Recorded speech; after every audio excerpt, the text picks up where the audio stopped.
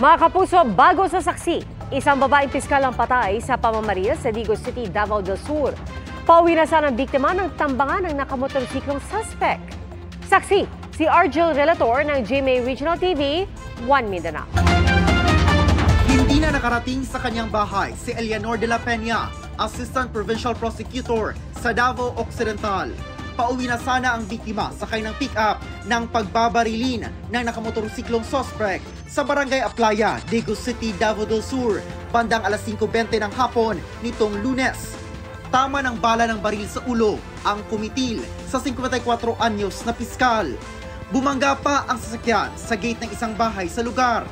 Sa inilunsad na hot pursuit operation sa Digos City Police sa National Highway sa kalapit na bayan ng Suluk, naaresto ang itinurong suspect, ang 56 anyos na mismong half-brother ng biktima. The description of the witnesses and yung nakuha sa CCTV nag-match doon sa suspect na nadakip ng Digos Police Station.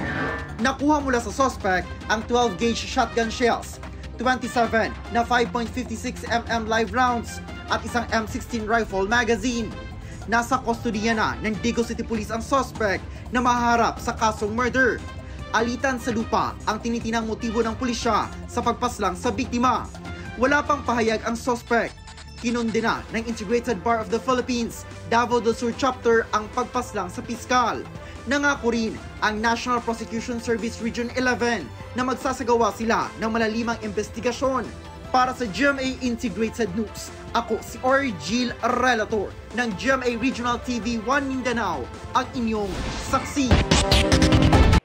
Mga kapuso, sama-sama tayong maging saksi.